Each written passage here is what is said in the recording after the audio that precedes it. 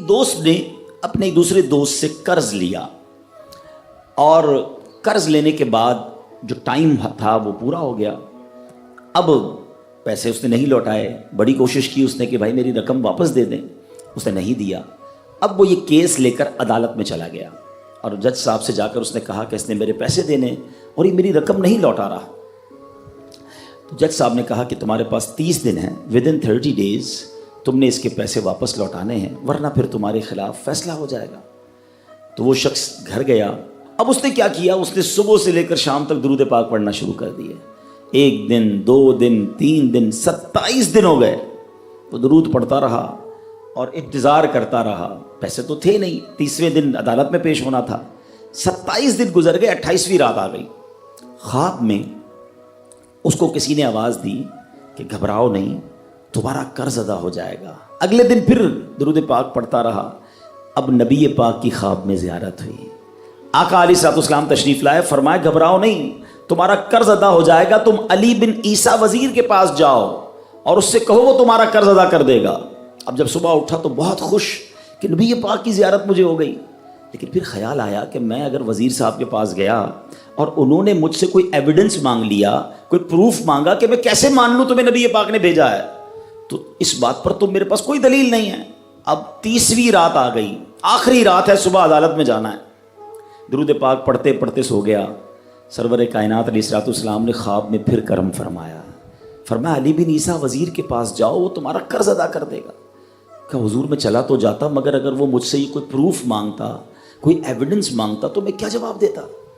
پیارے آقا علیہ الصلوۃ والسلام نے فرمایا کہ ایسا کرو, اسے یہ کہنا کہ آپ کا ایک راز ہے جو آپ جانتے ہیں اور رب جانتا ہے, اور وہ راز یہ ہے کہ آپ روزانہ فجر کے بعد 5000 بار درود پاک پڑھتے ہیں, اور جب تک درود پاک مکمل نہیں ہوتے آپ کسی سے بات نہیں کرتے.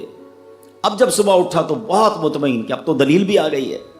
پہنچ گیا صبح علی بن عیسیٰ وزیر کے پاس. اس کا دربار لگا ہوا ہے.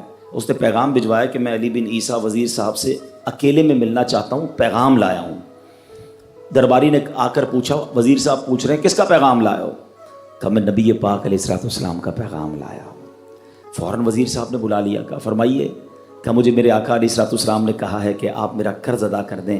میں 3000 دینار کا مقروض ہوں. Today is the last day in the court.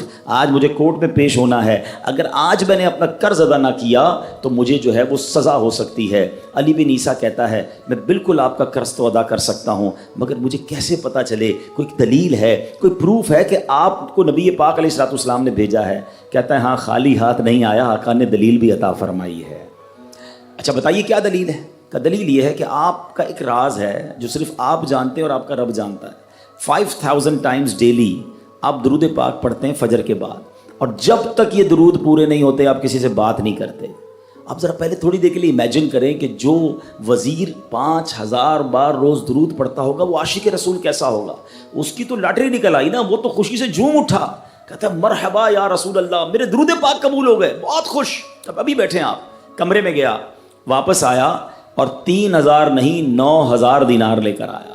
کہتے 3000 تو نبی پاک کا حکم, مرحبا یا رسول اللہ, 3000 اور لیجئے, آپ نے اتنی اچھی خبر مجھے سنائی, اتنا پیارا خواب سنایا, آپ کے قدم میرے گھر تک آئے, اور 3000 مزید لے جائیے, اس سے اپنے بچوں کے لیے کوئی کاروبار شروع کیجئے, اور ایک وعدہ بھی کیجئے, زندگی میں آئندہ جب بھی آپ کو کوئی ضرورت پڑے گی نا, آپ میرے پاس آئیں گے, میں آپ کا بھائی ہوں.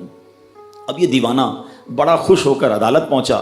اچھا everybody expecting over there, سب یہ سوچ رہے تھے کہ یہ اس نے آج گرفتار ہی ہونا ہے, کیونکہ تھا ہی کچھ نہیں اس کے پاس, پہلے ہی کہہ دیا تھا کہ میں کولیپس ہو گیا ہوں.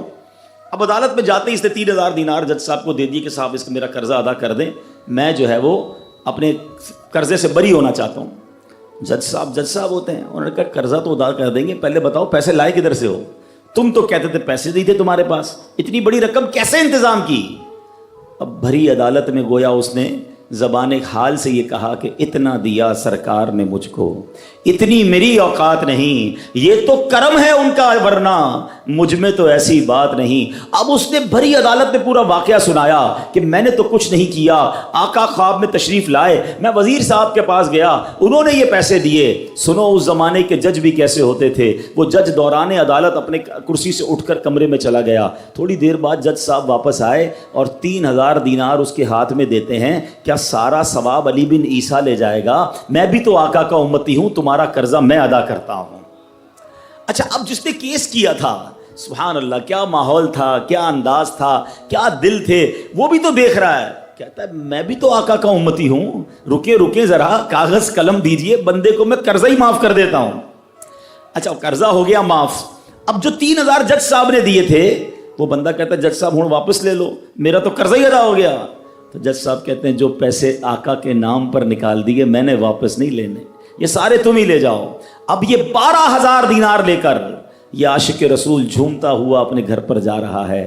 اے میرے پیارے اسلامی بھائیوں، ایک رات پہلے ایک سنگل پینی اس کے پاس نہیں ہے، اور اگلے دن 12000 دینار ہیں۔